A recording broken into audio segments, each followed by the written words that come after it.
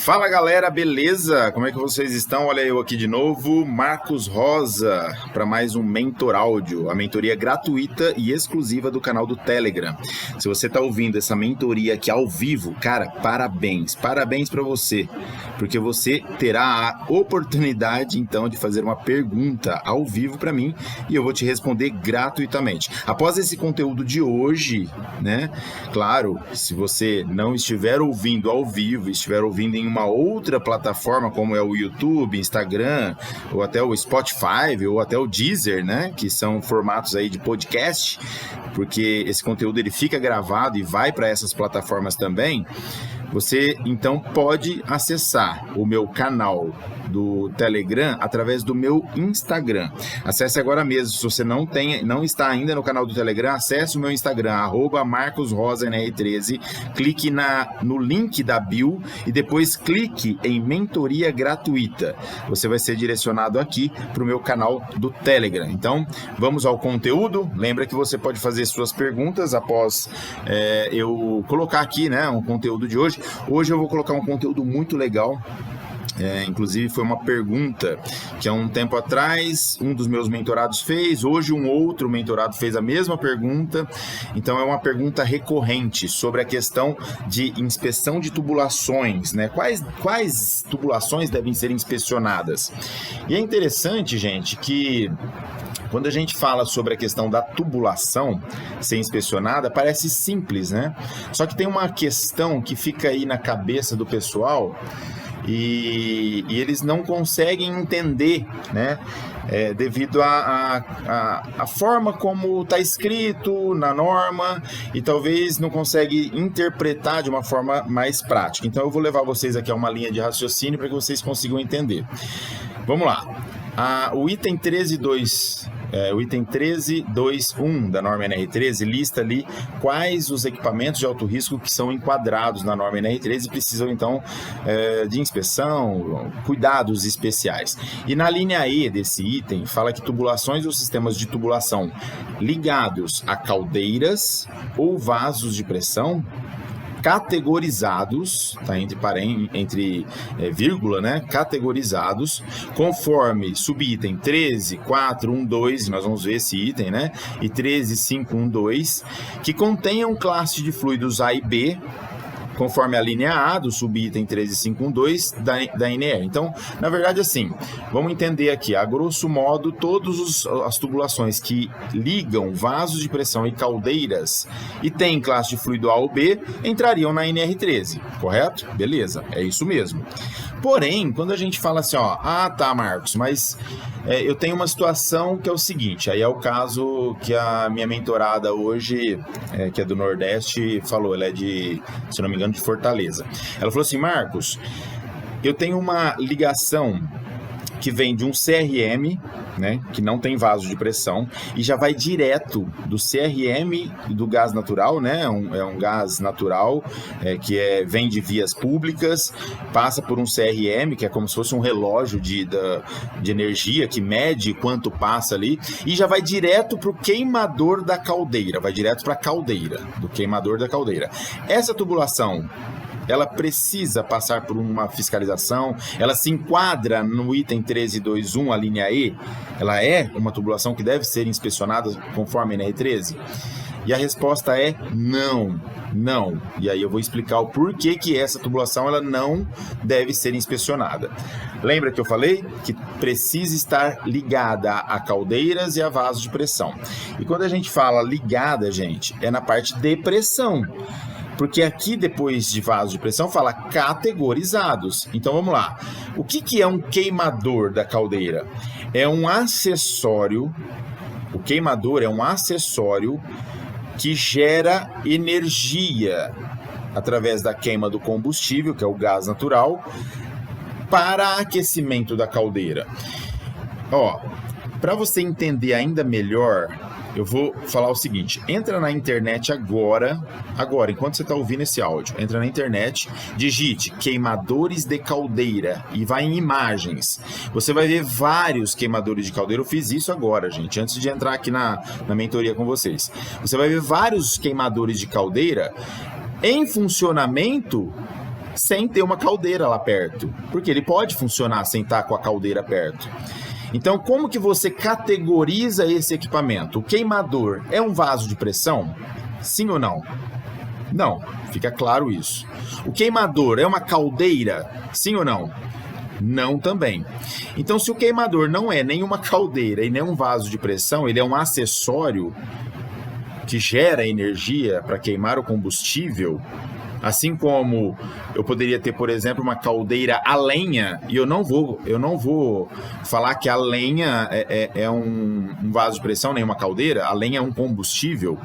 Então eu não posso, gente, classificar uma tubulação que interliga um queimador às vias públicas, que seria a tubulação que vem até o CRM, do CRM para dentro da empresa, como o NR13 ou dentro da NR13. Não, eu não posso. Ah, Marcos, mas é uma tubulação de categoria de fluido A. Sim, eu concordo. Só que quando você vai lá no item 13512 da norma NR13, e agora eu vou lá nesse item para você entender melhor, item 13512 da NR13, lá deixa claro que para você fazer a categorização de um vaso de pressão, você precisa de vários detalhes. E um deles é a pressão de operação, a pressão máxima de operação.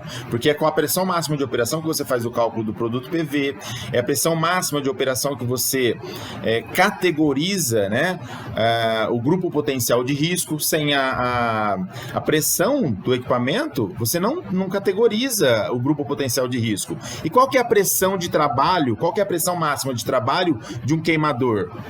Não existe, é a pressão de saída, é a saída do gás já queimando. Então você não tem essa condição num queimador. O queimador não é um vaso de pressão.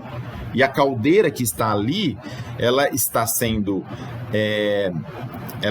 aquecida por esse acessório. Então o acessório não é a caldeira. A caldeira é um equipamento e o acessório, que é o queimador, é outro equipamento.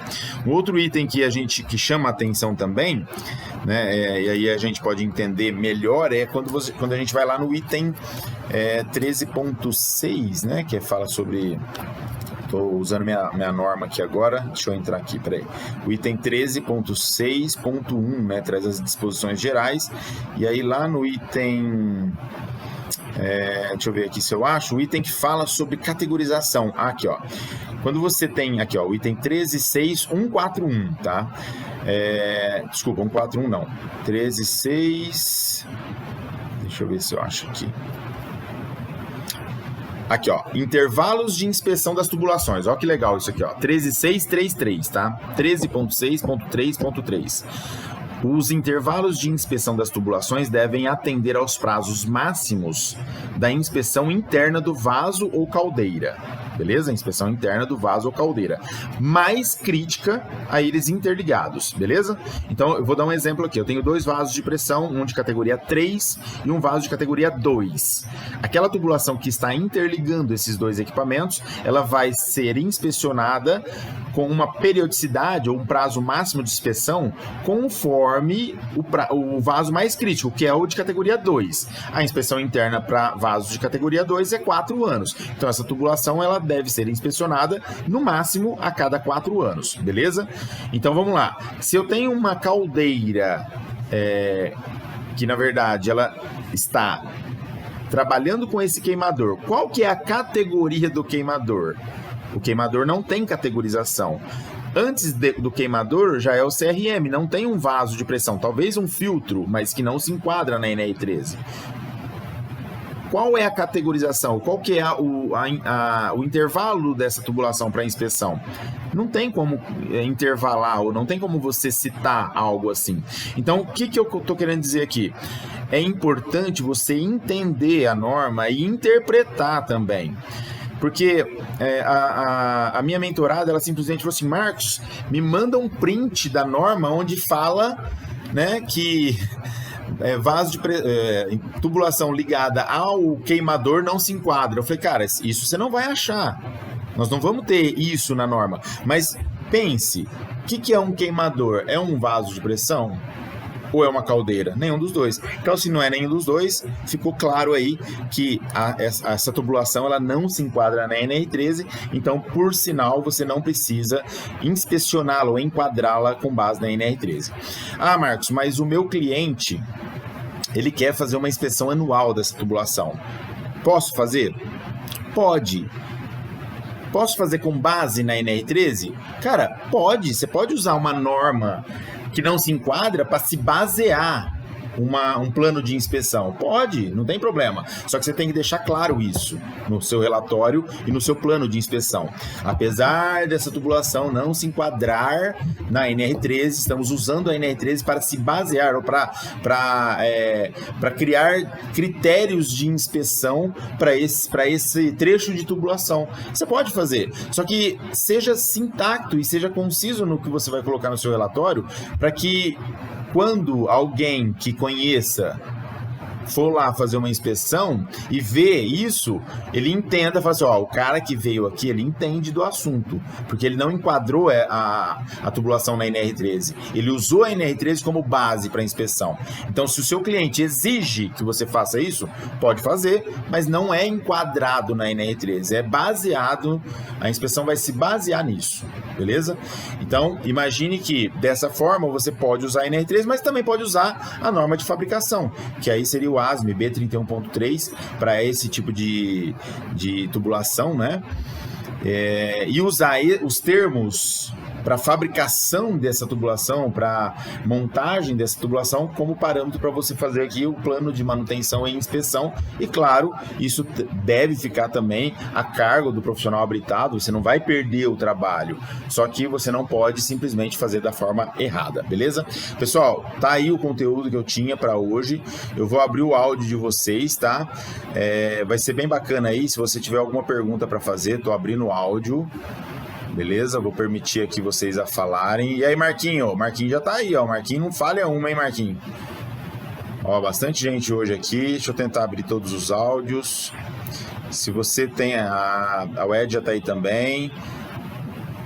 Cassiano. E aí, Cassiano? Ó, quem quiser falar, pode ficar à vontade aí, gente. E aí, Pedro? Tá bom?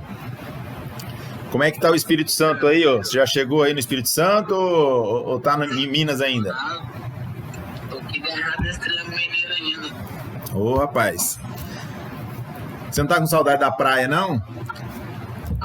Chegar lá, vou usar demais aquela praia, vai ver.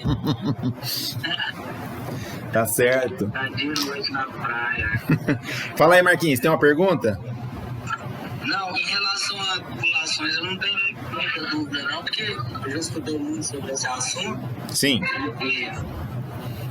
Só que eu falo aqui a respeito da importância, né, da NR13. Essa foi semana passada, eu lá na usina fazendo uma inspeção lá, aí no setor de tratamento de caldo.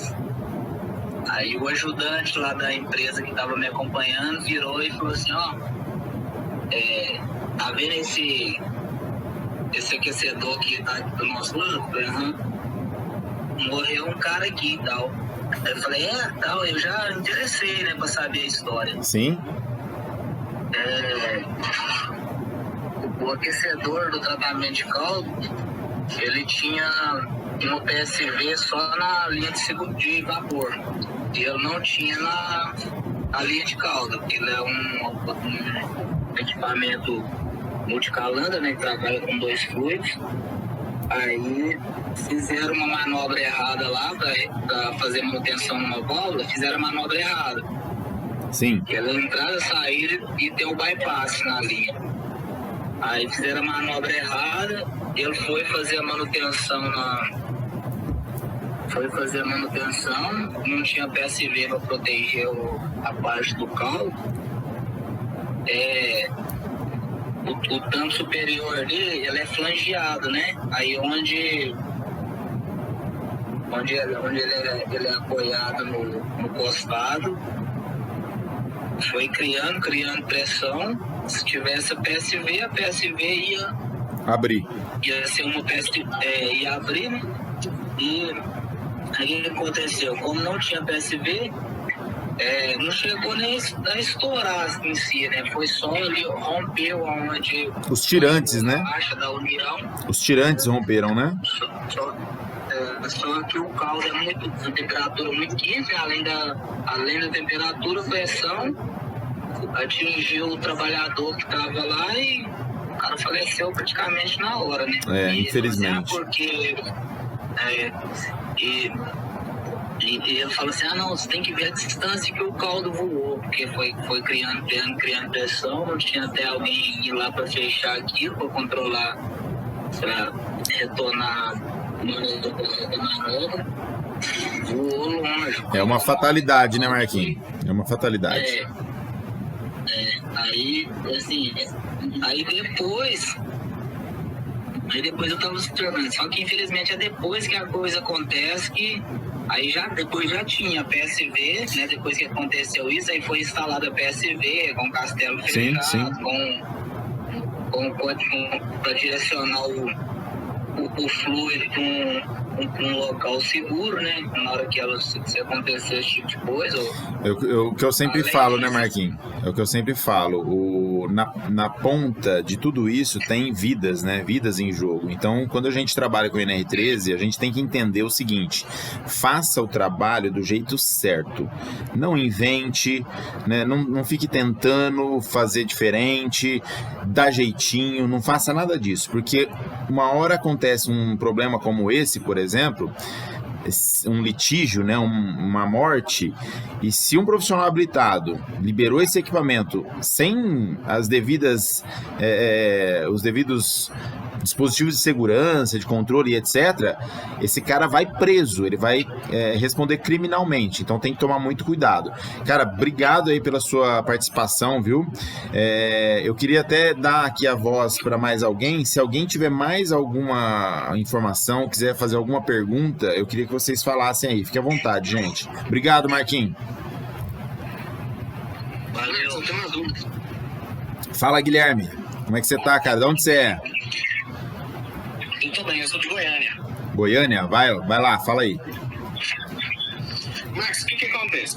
Fui fazer um serviço de pressão numa caldeira, com sua tubulação e o coletor de vapor após a caldeira. Entre a caldeira e o coletor de vapor, existe uma válvula de corte, né, do vapor. E aí fiz o prontuário desse coletor de vapor e pedi para que fosse instalada uma válvula de segurança. Buscou-se pelo PVD, que saiu enquadrado como vaso de pressão e tudo mais. Sim. O que acontece? Um vendedor da Sarco, que foi chamado pela empresa, falou para mim que eu tava louco de colocar essa válvula de segurança nesse coletor de vapor. Que apenas a válvula da caldeira conseguiria esvaziar o sistema, não correndo risco. Aí eu fiquei nessa dúvida, porque assim, por ser vaso de pressão, fala que deve ser instalada a válvula de segurança do vaso, né? Eu queria que você me tirasse essa dúvida. Não, legal, cara, ó, excelente a sua pergunta. Talvez eu não consiga explanar aqui uma resposta que talvez... Eu vou tentar, tá? Porque é uma resposta longa, mas eu vou tentar aqui fazer ela mais curta o possível. Vamos pensar assim, ó.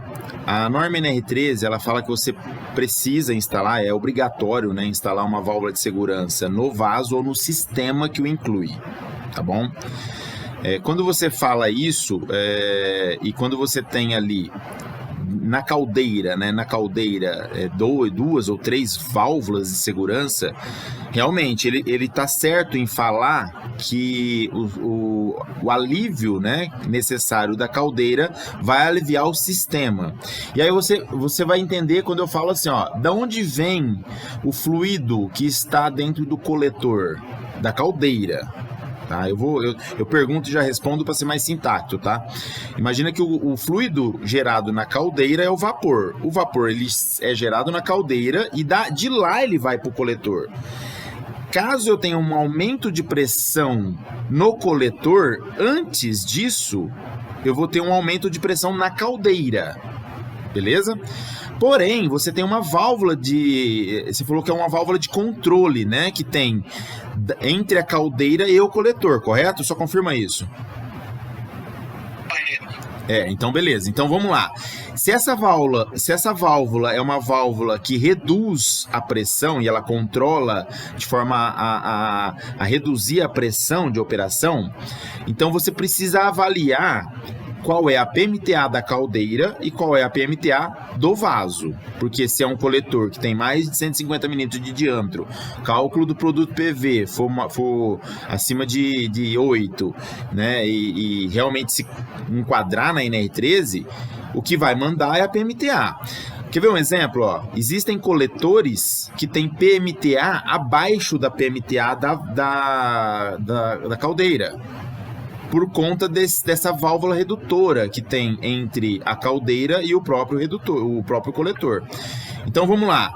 Você não está louco de solicitar a colocação de uma PSV no coletor se o coletor tiver uma PMTA menor do que a caldeira.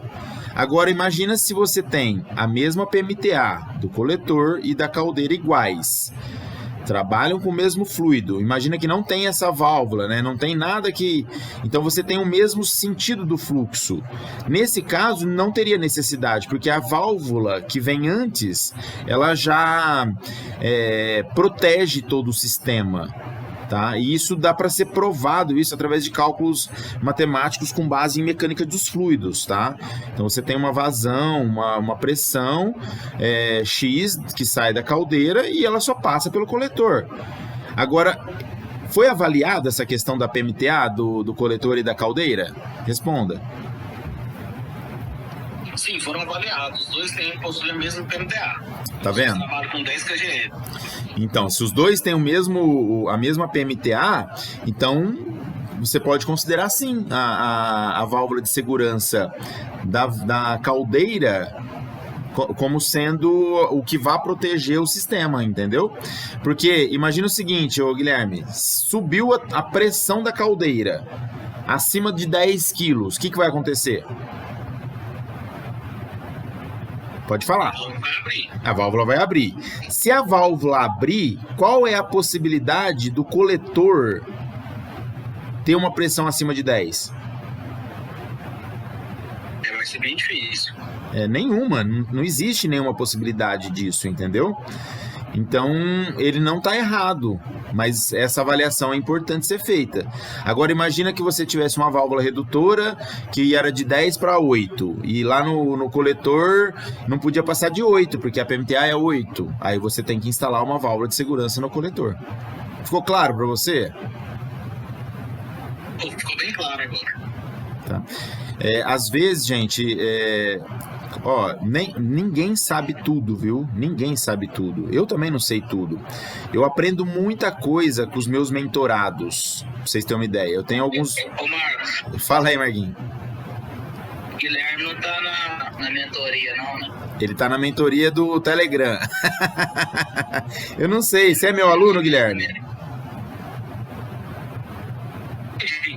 Você é meu aluno? Ainda não?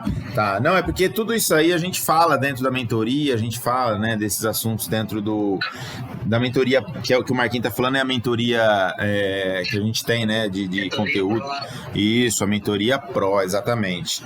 E lá a gente... Se tivesse na mentoria Pro e jogava uma dessa lá e em 2 minutos no campo, eles já matavam a dúvida dele. Exatamente. Por isso que é importante, né? Quem atua já na área, quem já está atuando e tem essas dúvidas, é importante ter um apoio, né, desse. Porque se o Guilherme está na mentoria, ele podia ter perguntado isso para mim na hora que o cara questionou ele, ou até antes, né? E eu teria ajudado ele. Mas assim, Guilherme, fica tranquilo, que agora que você entendeu, eu acho que não deve ter ficado nenhuma dúvida, cara, não é vergonha nenhuma você chegar no cara agora e falar assim, meu, fulano, cara, você tinha razão, eu fui avaliar, eu entendi melhor o assunto, perguntei para outras pessoas e você tem razão. Aí você pode até explicar, se o vaso tivesse uma PMTA menor, aí não daria certo, mas como ele tem a mesma PMTA e é uma coisa, a gente chama de cascata, né, é um efeito cascata. Imagina que todos os equipamentos que tem que estão no mesmo sistema à frente, né, são protegidos por aquela tubulação, tá? Existe uma preocupação E aí, isso é também de interpretação, Guilherme, o seguinte, porque a norma ela fala ou no equipamento, ou no vaso de pressão, né, no equipamento, ou no sistema que o inclui. Então é um ou outro. Se está no equipamento, protege só o equipamento. Se está no sistema, protege todo o sistema. Mas nesse caso, eu acho que dá pra gente entender que, cara, subiu a pressão da caldeira, por algum motivo, por qualquer motivo que seja, por descontrole, erro de operação, enfim, isso vai realmente aliviar e não vai permitir que a passagem de vapor aumente a pressão do vaso que está à frente do fluxo sem aumentar a pressão do vaso que está atrás, né? Então, quer dizer, ficou bem claro aí. Cara, obrigado pela pergunta, viu, Guilherme? Você tem mais alguma pergunta? Não, no momento é só chamem no privado do Telegram aqui para não saber como é que funciona a mentoria. Ah, tá, legal. Eu respondo para você e eu te mando o meu zap lá e a gente pode falar pelo WhatsApp também, tá bom? Boa noite, Marcos. Valeu. É o Marcos Gito, aqui do Rio de Janeiro. Ô, Marcos, e aí, meu? Tudo bem? E aí, carioca, como é que tá o Rio aí? Tá quente? Deve estar uns 45 graus aí, hein, cara? Tá quente aqui sim ainda. Nesse caso aí, se entre a caldeira e o coletor tivesse uma válvula de bloqueio, caberia um DCBI, né, nesse caso, ou não é necessário? Porque... Você já vai responder, vamos ver. Oi? Você já vai responder a sua pergunta. Fala aí o restante que você ia falar. Não, porque eu queria entender se nessa análise, porque sempre fala assim, você tem que analisar na situação mais crítica. Se tiver um evento de fogo, aquele coletor ali não tem um dispositivo de segurança e ficar tendo aquecimento ali, vai ocorrer uma pressão superior, né? E não tem nada a fazer o alívio daquela pressão. Cara, assim, ó, quando a gente fala sempre usar a pior situação, né? Nós não podemos usar situações, cara, assim, vamos falar assim, criadas, né? Igual você criou aí uma situação que, cara, não vai acontecer, um fogo só no coletor, né, e ninguém vê, e isso ficar por horas, na verdade, quando você fala em chama, para afetar a microestrutura do material, para acontecer um coalescimento do material e ele vinha ter uma redução de resistência, cara, imagina quanto tempo você precisa ter um superaquecimento ali, tá? Então, não essa situação não daria pra gente supor, né? E aproveitar ela. Mas a sua pergunta é o DCBI, né? Que é o dispositivo contra bloqueio inadvertido. Quem não sabe o que é DCBI aqui, né? É um dispositivo contra bloqueio inadvertido. O que é um dispositivo contra bloqueio inadvertido? Quando você tem um dispositivo de segurança, ou uma válvula de segurança instalada. Um exemplo, se ele estivesse instalado no coletor ao invés de instalado na caldeira, e o fluxo vem da caldeira para o coletor, correto? Aí você precisaria de um dispositivo, né, contra bloqueio. Agora, como é o contrário, não precisa, porque se eu tô com a válvula aberta e sobe a pressão da caldeira, porque é lá que gera a pressão, né, vem de lá a pressão, a válvula abre e alivia todo o sistema. Se eu tô com essa válvula entre a caldeira e o coletor fechada e aumenta a pressão, a válvula vai abrir também, porque a válvula está no início do sistema, né? No início do fluxo do sistema. Então não cabe, nesse caso aí que o Guilherme falou, não cabe um DCBI, tá? Só se fosse ao contrário, mas duvido muito que alguém deixe de instalar uma válvula de segurança onde está iniciando o fluxo e instale num vaso posterior. Respondeu, Marco? Respondeu sim, obrigado. Beleza. É isso aí, galera. Eu vou finalizar aqui então a nossa mentoria de hoje. Eu queria agradecer de coração aí a todos vocês, mandar um abraço para a Cíntia, que está aqui me ouvindo também, que é uma amiga minha aí, que está participando da nossa mentoria. Abraço para o Marquinhos, abraço para o Adja, né, que está aqui também, que participa bastante. O Flavião está aí também, um abraço para você, Flavião. Um abraço para todo mundo aí, gente. E tamo junto, e é só o começo. Até a próxima mentoria gratuita aqui do Telegram, exclusiva. E vamos lá, para cima, né? Um abraço, hein? Tchau, tchau. Fala, Margui. Tô esperando ansioso aí que você falou que ia lançar lá o estudo de viabilidade, né? Ah, na mentoria? Isso. Ah, legal. Acho que eu vou fazer... Sabe o que eu tava pensando, Marquinhos? Acho que eu não vou fazer na mentoria esse aí. Eu vou fazer no congresso presencial esse conteúdo, hein? Tô ansioso esperando esse conteúdo aí. Não, mas esse estudo de viabilidade aí é algo um pouco mais complexo. Eu acho que merece um evento melhor, entendeu? Mas, cara, tem muita coisa legal aí pra vir na mentoria e todo mundo tá convidado aí a participar. Eu vou falar com você lá, viu, Guilherme? Tenho certeza que vai ser muito bom pra você, cara. Faz sentido. Beleza? Um abraço pra todo mundo aí, gente. Valeu. Até a próxima.